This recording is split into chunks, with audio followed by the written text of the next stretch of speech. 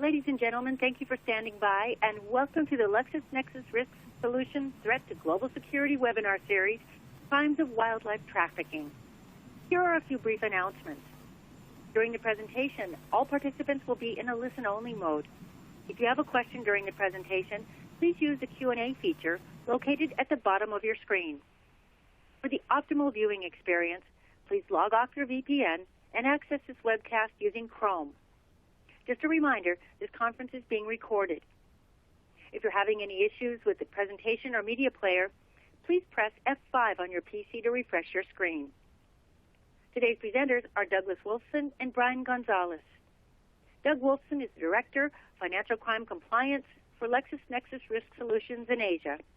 Headquartered in Hong Kong, he drives strategy and product development of the risk tools used by the biggest banks in the world that help to mitigate financial crime compliance issues. Doug has been in financial services, risk management, and international business for 20 years. This includes leading risk management departments at the world's most recognizable financial institutions.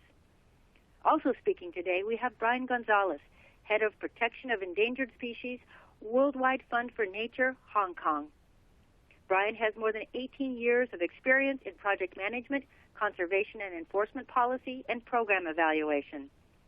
Based in Bangkok, he assumed leadership roles in multiple USAID-funded projects in Southeast Asia to raise institutional and policy response to counter wildlife trafficking. Brian has also worked for the Asian Development Bank, WWF, and Ayala Corporation.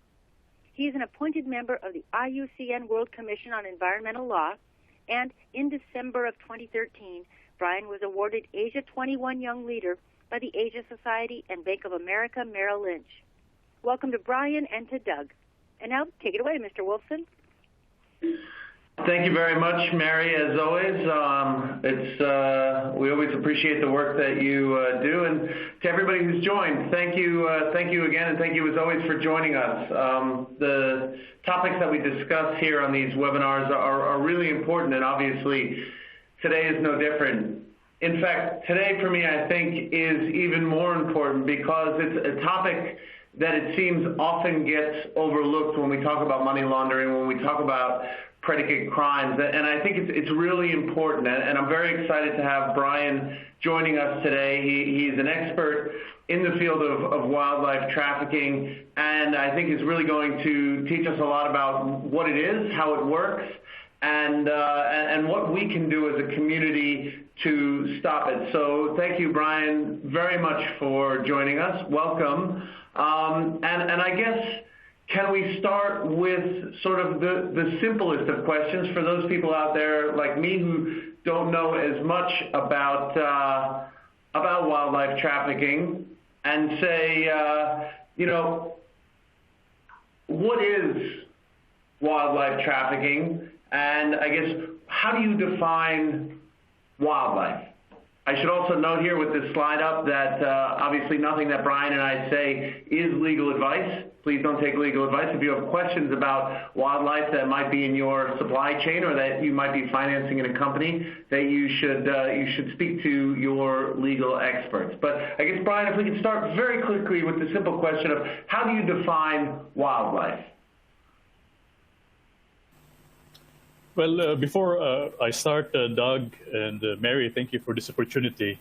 And indeed, it is very timely. And that is actually a very good question to start. I remember in 2010, we organized a judiciary workshop on illegal wildlife trafficking and illegal wildlife trade in Cambodia for the courts and the prosecutors. And I was one of the best U.S. DOJ prosecutors at the time, John Webb, well known in this field. And the judges and prosecutors asked us, so if I kill my pet dog or my chicken, is that considered as wildlife crime? So we had to go to the very basics definition at that workshop. So yeah. But you're right. So wildlife basically means flora and fauna. Fauna are animals and birds such as tigers, falcons, but also include fish. When we talk about flora are plants such as orchids, cacti. Orchids and cacti are also heavily traded, legally traded in this region, Asia Pacific, but also include timber and non-timber forest products, some of which are illegally traded at very significant levels. Now, wildlife crimes, they are a subset of environmental crime. One of the most common wildlife crimes is poaching, which is generally defined as taking of wild resources out of season or through an illegal means. Wildlife trafficking is defined as illegal trade, smuggling, poaching, capture, or collection of endangered species, protected wildlife, their derivatives, or byproducts. So you will hear these terms interchangeably in counter-wildlife trafficking discourses. Just to add that, the minute wildlife is poached or leaves a national park or protected area, then that constitutes a failure in the system already. And of course, the entire value chain of transport, transit, sale, it's all part of it. And so these people who are trafficking in wildlife, I think it's important, and you make an important distinction that there is a legal wildlife trade. It's really when you step beyond the legality that we start talking about trafficking. Is there overlap in these in the people who are trading and trafficking, or are they sort of two completely separate groups? Yes, Doug. There is overlap within the illegal trade itself, and there is overlap between the legal and illegal. I know it sounds confusing, but let me explain. In the illegal wildlife trade, and we can discuss about species-specific that are being trafficked in a while, you will see that ivory smugglers are also trafficking pangolins. So they traffic many other illicit products. There's also evidence that they're involved in arms smuggling and drugs. So there's really this overlap within the illegal wildlife trade and other nefarious activities. Now, what's confusing is that, and what's very complex is the legal and illegal trade. Yeah. I have some case studies later that I can show, but for example, sharks. Shark fin trade, it's still generally legal, even in Hong Kong, but we'll discuss this also later. There's the CITES, the International Convention, that I think only 14 species, if I'm not mistaken, 14 species out of 500 species of shark are listed under CITES. They're the only ones that are protected. So it's so difficult to identify these protected species when they are being transported. So it's a dilemma that is being faced by our frontliners, customs, shipping agents, shipping companies. So there's this overlap, absolutely. So it's very interesting to hear. First of all, I think obviously living here in Hong Kong, I think a lot of people on the webinar right now would be living in Hong Kong, certainly in APAC, and where there is shark fin soup, shark fin products. It's interesting to hear, first of all, that it is, well, obviously it is legal, it's on restaurant menus, but that only some shark types are named, which I presume means if you're a shark fisherman and you catch a shark that isn't that is on the list that you're not allowed to catch, it doesn't really matter to you, right? Because you take the shark fin, nobody's really going to know the difference. Nobody's really going to be investigating the shark fin. I imagine it's really difficult to police. It is very difficult. And Doug, I work closely with shipping companies and I provide advice on their cargoes and providing them advice in reviewing bookings or shipping documents of suspicious cargoes. And it is a dilemma that we face every day, not just for sharks. Sharks just a small speck in the trade. There are 7,000 plus species that are being traded globally. In CITES list, there's I think 30,000. I have figure here somewhere. 30 plus thousand species on the CITES list. So it's very difficult to police. You're right. I have a couple of examples later that we can discuss. It's very interesting. These are first-hand experience, also providing advice to governments and to companies involved in the values chain. So not only do you have to find someone who might be smuggling illegally trafficked wildlife, but then you have to determine, is this legal trade? Is this a legal species, or is this not a legal species? And I would imagine that for customs officials or police officers who are investigating this, I would presume that they're specialized, but even there is so much knowledge, it must be incredibly difficult to do. It is, and let me step back a bit by saying that there is this international convention, CITES. CITES is the International Convention on Trade in Endangered Species and of Wild Fauna and Flora. It was entered into force in 1975. There are 183 parties to that convention. And it aims to ensure that international trade in specimens of wild animals and plants do not threaten their survival.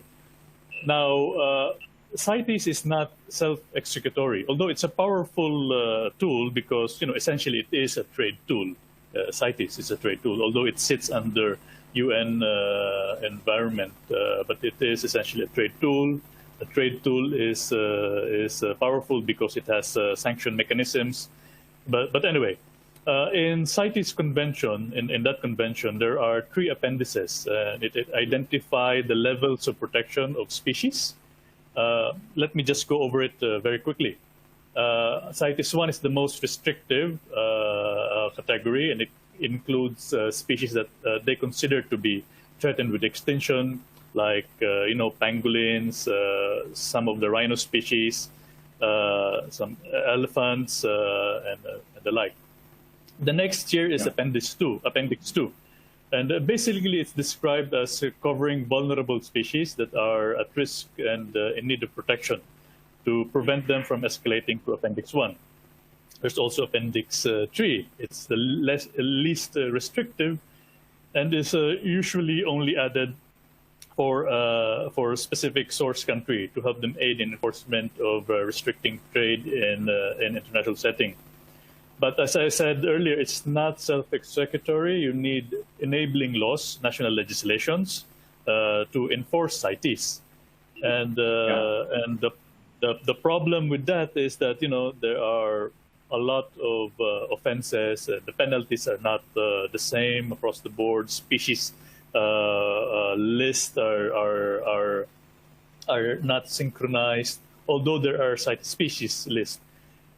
It doesn't mean, though, that if it's a CITES listed species that it's protected in the national and domestically. We can discuss that later, but it's a bit complicated. Well, it's an interesting space because even with CITES in place, needing those domestic laws means that you have to have an interest on a country-by-country basis to in order to stop the trade. And I think being here in Hong Kong, I know you're trying to get back at some point. Obviously, with COVID, it's difficult. But we always hear about the ivory stockpiles and how the ivory stockpiles, I think, were set at a maximum number, and I think the 80s or 90s, and that's supposed to be depleted, and somehow it's depleted at what seems like a significantly lower rate than the ivory actually being sold in Hong Kong. It's really the appetite to go in and enforce these laws that is the most interesting. And I think on the flip side of that is a place like China, which historically has been one of the hubs of illegal wildlife trafficking. The government is starting to show an interest in actually cutting back on it, on cutting it down, and on stopping people from trafficking in wildlife illegally. You're right, Doug. And actually, in this region, China, Hong Kong, and Singapore are the countries who have actually totally banned domestic trade of ivory. We don't even need to talk about international trade because it should be totally banned. It's there in CITES 1. It's not allowed. But domestically, there is still some, limited trade of ivory in some countries in Asia. So it's still happening. But you're right about China and Hong Kong, and of course Singapore followed suit. Great. Well, we move sort of slowly from the animals, how they're trafficked, why they're trafficked. We move into who traffics them, and how do they get involved, and really how does the people who are involved in trafficking, how are they set up, and how do they work? Yeah, actually, wildlife crime, wildlife trafficking, it starts from the source country, from where this wildlife comes from. Crime starts not with the poaching. Actually, it starts with the possession of snares or illegal arms. And it starts from there. Snaring is a big problem here in Asia, in Africa also, illegal arms. So it starts from there. And then the poaching. So although they are very, very organized, and they are considered as a transnational crime syndicate, I've attended a webinar sponsored by UNODC with WJC, the World Justice Commission. They said that, our colleagues from WJC said that although they are organized, they're not so sophisticated. I mean, they are so well organized. But when I say not sophisticated, because they, this indicates they still flaunt their lifestyle and their goods in social media. So for them, it's easy to investigate, but at the same time, it's difficult because, these people are, of course, well connected. There's a huge corruption element in the value chain. The minute it goes out of a national park, it means that money has been exchanged already. Money starts exchanging, so there's already finance involved even before poaching.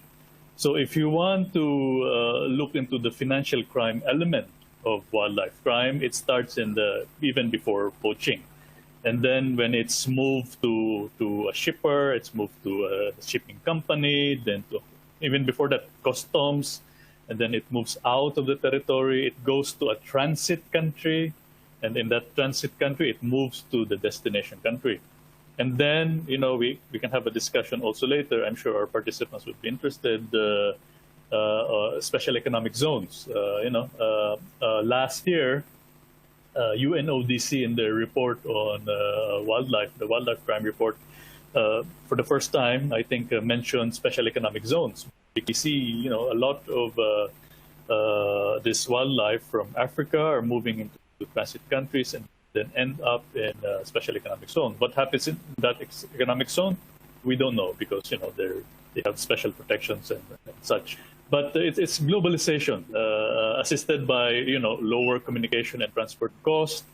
Among those who have been rewarded are people who have comparative advantage in the production of illegality. It is transnational organized crime, and it has become polycrime, as I mentioned a while ago. They deal with arms, with other illegal products, hence poly, since they are not only active in one crime type. And we've been working with our partners from UNODC. It is considered as a transnational organized crime because the criminal elements are structured. The basic requirement under UNTOC is, I think, 3 or more persons existing for a period of time and acting in concert. And the convention, the UN convention, the UNTOC, also, in order to obtain or directly financial and other material benefits, those involved in the crime. So it is serious crime under that definition.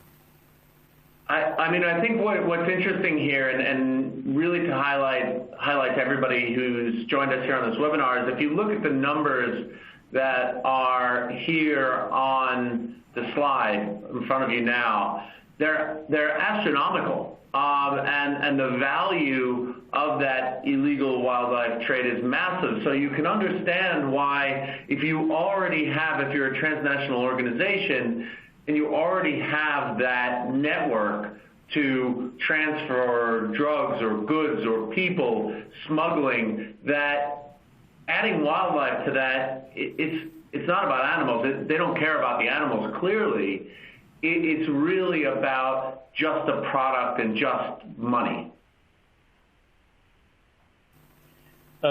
Yes, Doug, and actually international criminal organizations exploit the low risk and high reward opportunities to conduct this multi-billion dollar illegal trade that is incomparable in economic value and global scope to human and drug trafficking. So the penalties are paltry, but the economic gains are the same as human trafficking or drugs. So if I'm caught, if I'm a criminal, if I'm a syndicate, and if I'm selling drugs or wildlife, and the profit is the same, if I get caught selling drugs, I get life or death penalty. But if for wildlife, it's a mere fine. Sometimes in some jurisdictions. So it's the low risk and high reward in this field. There are also a couple of businesses involved in the illegal wildlife trade, like zoos or wildlife farms that are facilitating. Not all zoos are bad, but there are some jurisdictions in Asia Pacific that have no regulation or very low level regulation on zoos. That's why some of the zoos are being used to launder wildlife. And these are legitimate businesses.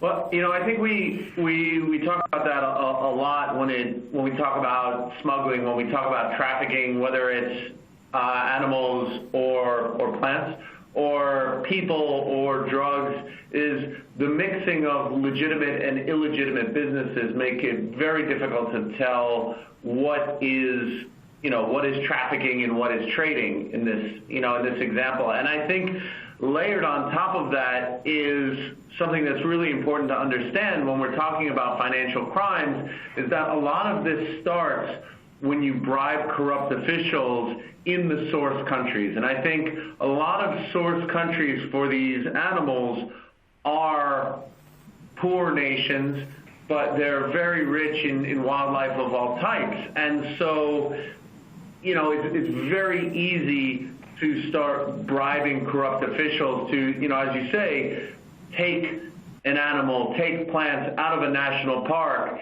and have people look the other way. Yeah, absolutely. There's a very strong element of corruption in wildlife trafficking. And not only in the source countries. Actually, we've discovered in our course of work that even in transit and in destination countries. Of course, to be able to make sure that the goods enter the destination country, there are customs involved, there are shipping agents involved, there are port authorities involved, shipping companies. The chain is huge, The amount of work that you have to do just to make sure that an illegal good passes through, the amount of money involved and institutions involved is huge. That's why in some cases, making sure that the good, this wildlife doesn't leave the national parks. It's actually a first good start. That make sure that the criminal elements are investigated or prosecuted in the source country. But of course, we do our best and make sure that we cover everything. That's why we also work with transit and the destination countries. Definitely. And if we look at the trade itself, we've been talking a little bit around, the financial crimes that happen. The trafficking itself is obviously one of many predicate crimes. We talk about trafficking as an overarching term, but trafficking consists of a number of different predicate crimes. And then on the back end of that, with all types of money laundering, there are all kinds of financial crimes on the back of that as well. And so, it's important that as we talk about what can we do, what can financial institutions do, it's important to, in the first instance, understand what the issues, what the crimes are in the first place.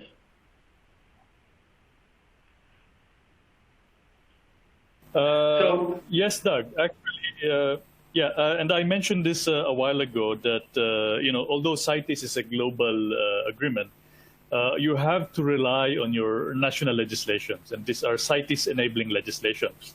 It varies in many jurisdictions. Sometimes it's a mix of.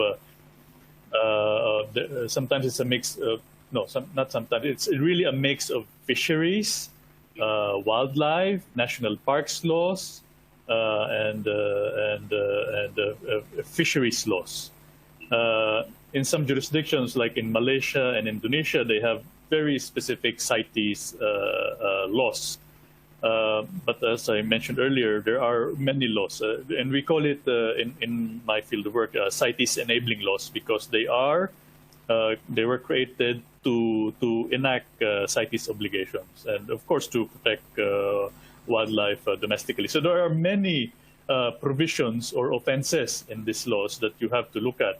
And in ASEAN, for example, we did, during my time with the USAID projects, we developed a compendium of ASEAN enabling laws.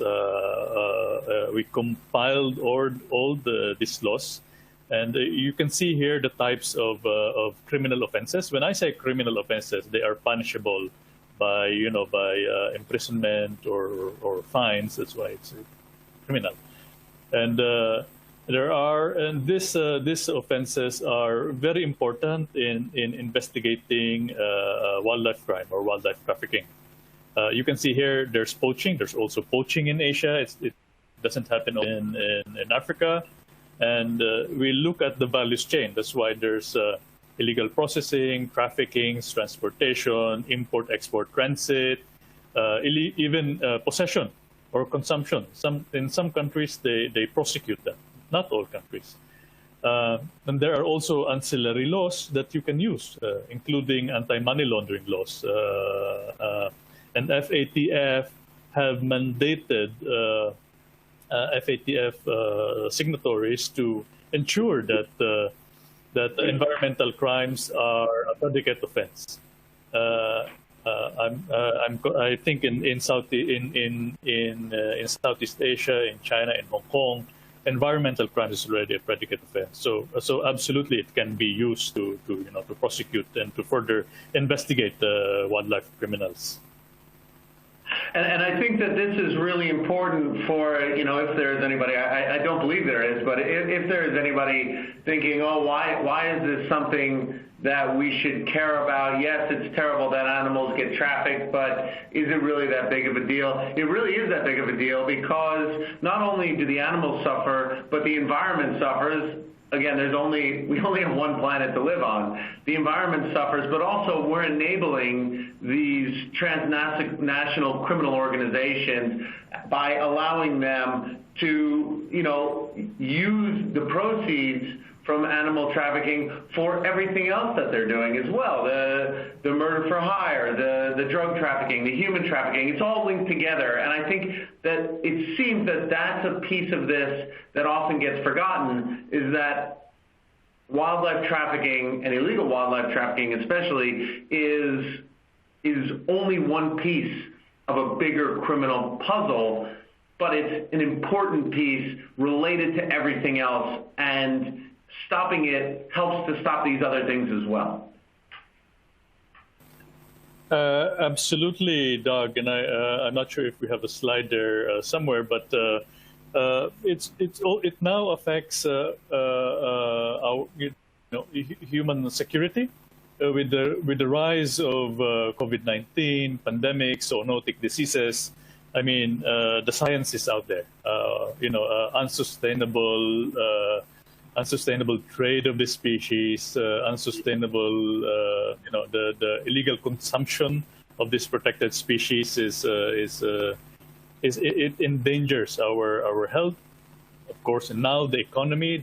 So the world is hurting from this COVID-19, and our colleagues from WHO,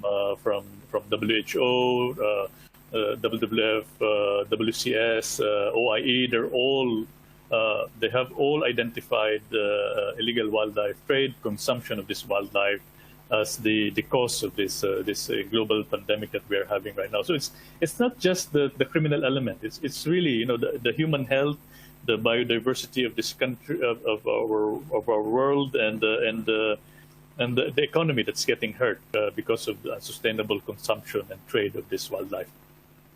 Yeah. Well, you mentioned earlier, obviously, you wanted to discuss some specific species. It sort of ties, what you're saying sort of ties perfectly into that. Can you discuss with us, we have 3 case studies up here, both flora and fauna. Can you discuss these a bit with us? Yeah, absolutely. I mentioned earlier about sharks and how it's so difficult to identify and police, shark fin trade. I mean, there's also sharks and rays. If you combine them, there's like 1,000 species globally, and only 43 species of sharks and rays are listed like this. Now, and it doesn't stop there. CITES has what it calls a reservation, whereas any CITES party can make a unilateral statement that they will not be bound by the provisions of the convention relating to the trade of particular species. So imagine, there's a legal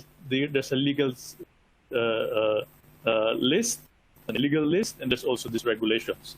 So, if you are a frontliner, a shipping agent or a shipping company reviewing a booking, looking at the shipping documents, the CITES permits, the fisheries permits, and if you are a customs, I mean, it's so difficult, and a criminal syndicate can just combine all this. Even if you have protected sharks, they can just say, oh, it's a blue shark, which is not protected.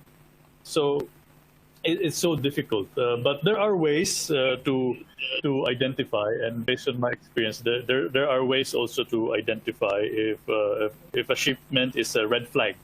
And that's what we are doing right now, Doug and colleagues, that, in WWF, we work with traffic and the shipping companies to identify red flags and risk indicators so that, when they look at a booking, and identify and looking at the permits, whether it's fisheries or CITES permits, they can identify or they can identify as a red flag whether this is a suspicious shipment.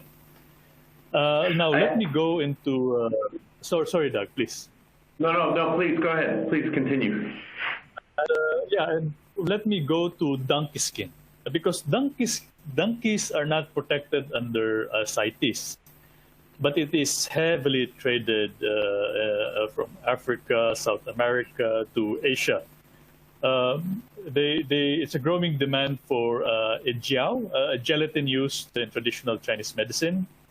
And so as I mentioned earlier, it's not listed under CITES, but there are certain countries, countries like Botswana, Burkina Faso, Ethiopia, Mali, Niger, Senegal. They have banned exports of donkey products. Meaning, actually, in an ideal world, a donkey product that comes out of these territories should be considered illegal, right? Well, it's only true in the U.S., Australia, and EU because of CITES, because of Lacy Act or Lacy Act type of legislations, where if it's illegal in that country, therefore it's illegal in our country. But that's not the case for donkey. When an illegal donkey skin from these territories goes out, and it reaches, for example, country B, it's legal already, even though it's illegal in Botswana or Burkina Faso. So when it enters that country B, they can just stamp it. Okay, just pay tax, even though it was sourced illegally in that country, because it's not under CITES.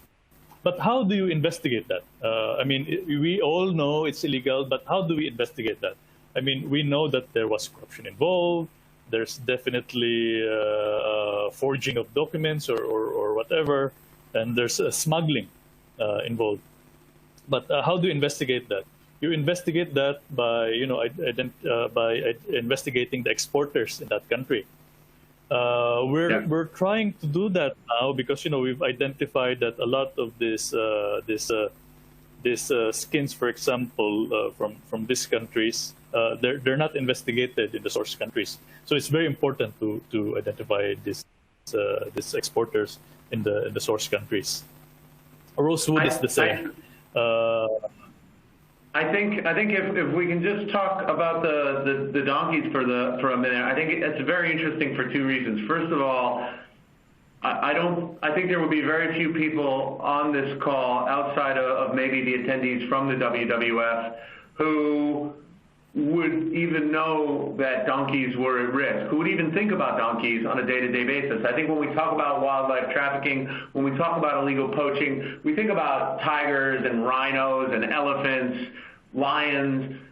Nobody thinks about donkeys. When you think about donkeys, you think about Shrek, more or less, I think. And so it makes you realize how widespread this problem is to species that people would never even consider for it to be problematic. Nobody, I don't think anybody on the call, again, from outside the WWF would even know that gelatin made from donkey skin could be used as a medicine. Maybe I'm wrong, but we hear a lot about traditional medicines in all countries. I think primarily we hear about China, but when in Asia, when you talk about traditional medicines, I think there are a lot of things that people don't understand. And there is a perfectly legal trade in items that make up the sort of the base sources of traditional medicines. But then you have these problems that I think people aren't even aware about, such as donkeys. I think there's a level of awareness here that needs to be raised, that people need to be talking about, because it's so much more than just poaching rhinos and elephants in Africa. Absolutely, Doug. If donkey skin already is difficult to investigate, what more the timber? The timber species are so difficult. You showed them to me; they all look the same, and that's why. And I mentioned this. I mentioned this earlier that there are countries that ban the trade of donkey. But it's the same in enforcing timber regulations. For example, I have here on the slide, there's a link wherein you can download a report from our colleagues, Traffic. They did a report on the list of countries with logging bans. Now, it's important to understand that when there is a logging ban in that country, it means that none of its timber can be traded outside. But we still see that even though a country in Africa or here in Asia they have they have a logging ban, we still see the timber shows up in country B. And when it enters, for example, in country B and it's not in CITES, it becomes legal. So you see the difficulty in enforcement. That's why helping the shipping agents, the shippers identify or understanding the legalities or understanding the red flags is important. And also if exporters. And we have a lot of representatives here from the financial sectors. You can put them in your red flags, in your risk indicators, the names, individuals, telephone numbers, addresses of these exporters who are implicated. And I believe there is already being developed a robust red flags and risk indicators related to IWT. And that's why I think private-public partnership is crucial. In making sure that there is robust data that they can identify, both in the shipping sector, in the value chain, and in the financial sector. Well, I think that's it, and we want to move into from what is IWT into sort of what we can do about it, and the first step of that is really understanding the process and the chain and the way that payments move. Between different entities, from locally in the source country to eventually the country that it's shipped to and sold in, and the entire it's not. There are certainly cash payments along the way, but it's not all cash payments, and there are definitely transactions that can be monitored by banks, and there is as you mentioned, shipping companies won't take a payment in cash generally. And so, if things are being smuggled, there are things that you can be looking for as a government, as a financial institution, and, obviously everywhere in between, shipping companies, transport companies, and the like. I think... Yes, Doug. Actually, in my course of work with the shipping companies and in law enforcement, a bill of lading, for example, is a gold mine for financial investigation. So if we can extract this data, working with the relevant authorities, you can extract a lot of information from these shipping companies. Yeah. And in terms of governments, supranational entities, starting obviously with FATF. FATF is always about anti-money laundering, following the money. What sort of things are being done on a supranational level? A lot, actually. In CITES, for example, they have this group called IQIC, the International Consortium to Combat Wildlife Trafficking. It's composed of WCO, World Customs Organization, Interpol, the World Bank, etc. So it's a big organization. They are developing standards and organizing regional operations. There's also the Egmont group of Financial Intelligence Unit. They're just starting their work in counter IWT. Their ECOFEL group, which is sort of the think tank and learning group within Egmont, has just started an IWT platform. So that's good. Good news for us. Actually, I attended their first regional workshop on IWT in Bangkok last March. It's a global thing. There's also regional and national WENS, the Wildlife Enforcement Networks. It's they're in varied stages of development. Some are very robust, some are not so, some are dormant. But what I think is relevant in this discussion is that the involvement of financial intelligence units in this global platforms. They're not yet integrated fully in these global platforms and in global operations. I think you can see in my slide somewhere that there's a global operation called Cobra and there's Thunderbolt. There was a Thunderbolt operation last year. initiated by WCO, World Customs Organization, and Interpol on illegal wildlife trade. But this year, of course, I will not say when, because that will trigger some, that will trigger some of, these traffickers to be on alert. But these global organizations, WCO and Interpol, will soon incorporate Egmont entities, FIUs, into the mix for the first time ever. So that's exciting, and that's very promising. Yeah, I think here just a list for everybody, all of the things that you were just mentioning, from the regional and national lens to the global operations, Cobra, Thunderball, to obviously FATF and the Egmont Group. Everybody is looking at this now, and I think the expectation should be that if you're not already focused on it, that you will be soon, because your regulator is going to be looking at it.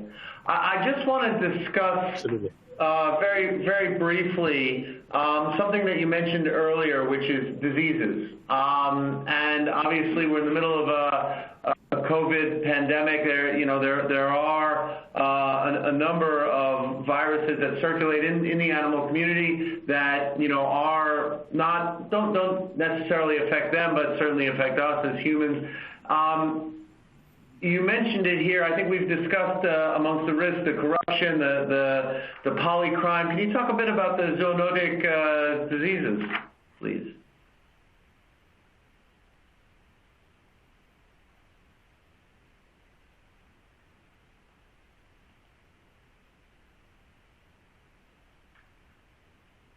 I think you may have gone to mute somehow. Sorry, Doug. Sorry. Oh, apologies we're for back. that. Okay. No worries.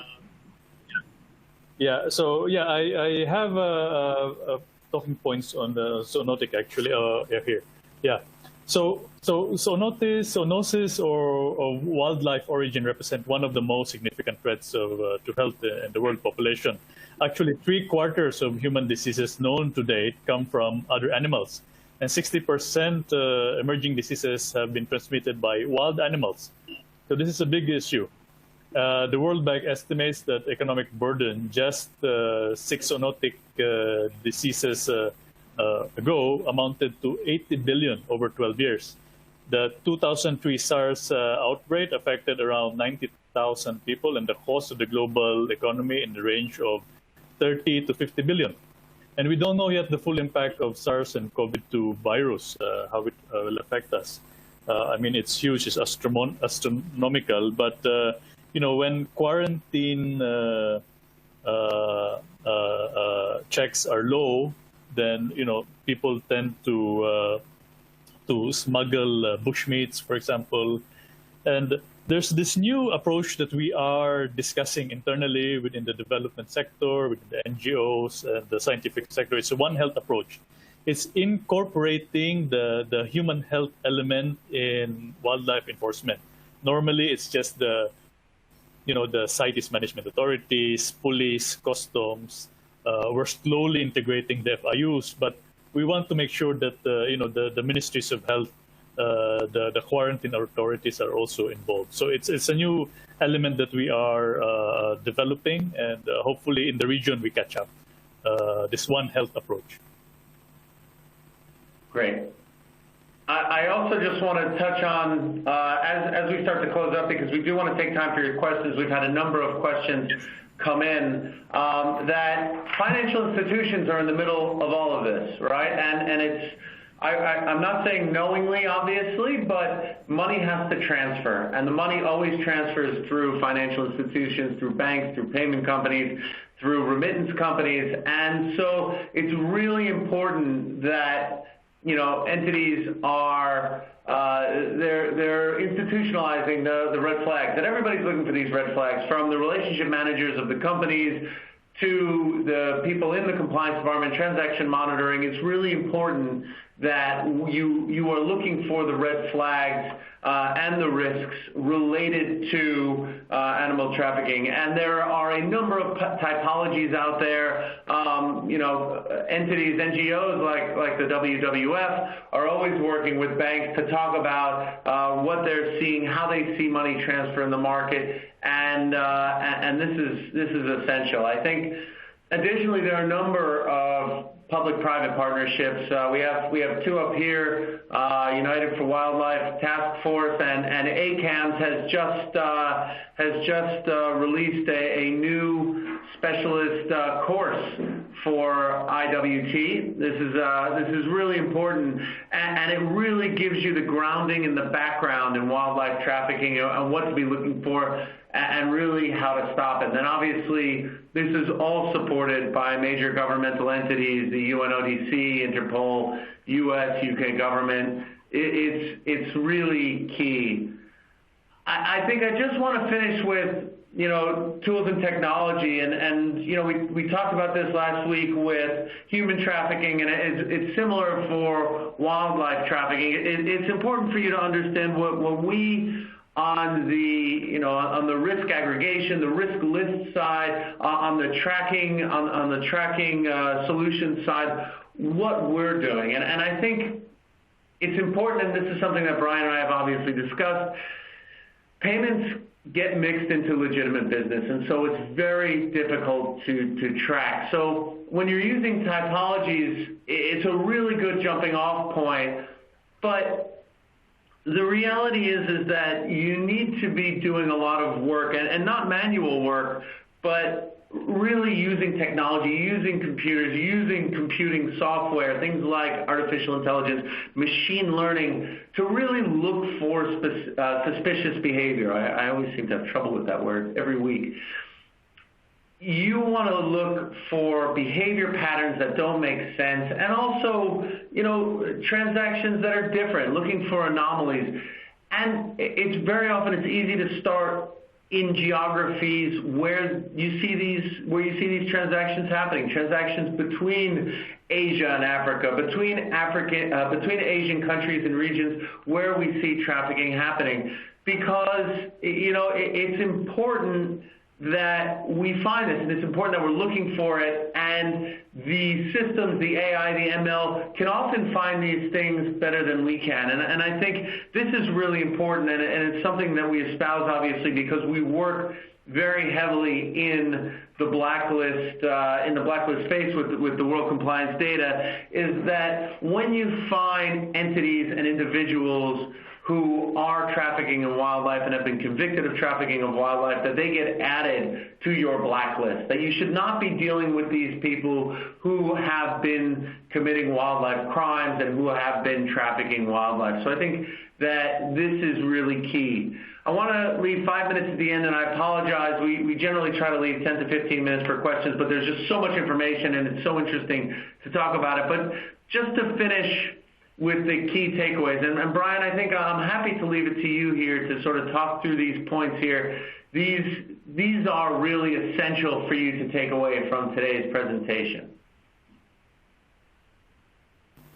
Yeah, yes, Doug, and actually you've mentioned a lot of them already, so I will not belabor the point. So just keep on enhancing your red flags and risk indicators. One of the best source for these red flags and risk indicators for suspicious IWT are really the frontline NGOs who are working on the ground, those who are working with the shipping companies, with the rangers on the ground, with police and customs. They can ingest a lot of data in your system. And I think with the work of United for Wildlife and ACAMS, it can enhance our work better. Thank you. And please remember, file the SARs, file the STRs, let the FIU units know, let the police know the risk that you're seeing, that they can help stop it. I think, Mary, there with 5 minutes left, we will stop to take a couple of questions. You bet. And don't forget, you can get your money's worth, because we will answer any questions we don't get to here. sometime after the session, so that you can type your questions into the Q&A box, hit the submit button, and you can answer. We'll either answer you now or a little bit later. Brian, let's go ahead and ask you a question here. This is from Tim. We seem to be focusing on the traders. What are the actions on the buyers of the illegal items? And could you keep that answer short? Oh, yeah. It's always difficult. You're right. Actually, the traders, the supply chain, but there's also the consumption portion, and that's an entire day in itself. If you want to talk about consumption, it's not easy, and not all consumption is prosecuted or deemed as an offense in some jurisdictions. But there are consumption behavior change activities initiated on the ground by many organizations, including the WWF, Traffic, WCS, and donors like USAID. Huge investment in behavior change. So it's not easy to explain behavior change in a couple of minutes, but there are activities on the ground happening, and we can have a separate discussion in that, or they can reach out to me if they want to know more. Great. I think what's important, if I can just add, Mary, is that it's similar to, we were talking about slavery last week for the people who were able to join last week, and changing your buying habits to avoid buying items that were made using slave labor. I think this is very simple here, that there needs to be a level of awareness raised about what people are buying, why it's harmful, and how they need to stop buying these products. Great. Doug, this one's for you. Since most of the intermediaries pay cash to suppliers, and now intermediaries are using crypto to pay, so what would the red flag indicators that can uncover IWT? So, as Brian was mentioning, there's shipping and transportation that needs to happen, and oftentimes in this shipping and transportation, and Brian, I'll let you expand on this because obviously this is your area of expertise. But the shipping and the transportation itself doesn't happen with cash. Yes, there might be bribes that are paid along the way. Yes, there are, there are under-the-table payments made in cash, but the actual shipping itself is unlikely to be paid in cash. And it's here that a lot of that transaction monitoring, bill of lading, checking, all of these things can be done. Brian, I don't know if you have additional thoughts on this, but it would be, I believe so. That's correct, Doug. And actually, we, for example, if you transfer money by Western Union, everything goes through the U.S. system, right? And so they can be monitored also. But as I mentioned a while ago, a bill of lading is a gold mine for financial crime investigation. So yeah. And I would just add on the crypto part of the question that in a couple weeks' time, on September 10th, we will be hosting a webinar on cyber crimes and cryptocurrency, and that is absolutely one of the aspects of it that we will be touching on. So please, if I can put in a little pitch for an early pitch for that webinar, please join us on September 10th as well. Thank you very much, and a good reminder here, if we didn't get to your question, we will be answering you after today's webinar. Thank you to you, Doug, and to Brian for your presentations. Doug, did you want to leave us with a closing comment? Yes, thank you, Mary, and again, thank you all for your questions. Apologies if we didn't get to them. There's so much information here to discuss that Brian and I went a little bit over on that aspect and didn't get to the questions. But look, I think that it's really important that we're discussing and we're raising awareness of IWT. There's no doubt that this is a blight upon the earth, and it's hugely problematic for our environment. This allows unfettered destruction of the environment, and again, this is the only earth we have to live on. So it's essential that we all work together to stop it, and that we we are working to end this, because on top of all of that, if that's not enough, the people who are committing IWT are also committing other types of organized crime, human trafficking, drug trafficking, and this all goes hand in hand, and it's essential that we end it. I would say if you do have questions about how your company can start to implement anti-IWT protocols, I put up now Brian's contact information, my contact information. Please feel free to reach out to us. We will be sending out this deck with our information in it. And I thank you again to all of you for joining us. Just one final note, one last time, that again in 2 weeks' time on September 10th, we will be hosting a webinar on cryptocurrencies and cybercrime. We will be discussing some of these issues around payment and how to track payments when there are cryptocurrencies involved. And so I would ask you to please join us then. Thank you very much, Brian, and thank you, Mary. Thank you, Doug, and also to you, Brian, again, thank you. Thanks also to our audience for your participation and for helping us now by filling out the short survey you see before you log out today. As Doug said, join us for our next Threat to Global Security webinar series, The Role of Cryptocurrency and Cybercrime, on September 10th, and that will be at 10 a.m. Hong Kong time. By the way, if we didn't answer your question one more time, I will remind you representatives from LexisNexis Risk Solutions will be in touch shortly with the information you need, and we'll also be sending the webinar recording within the next few days. Once again, thank you, and have a good day. Thank you.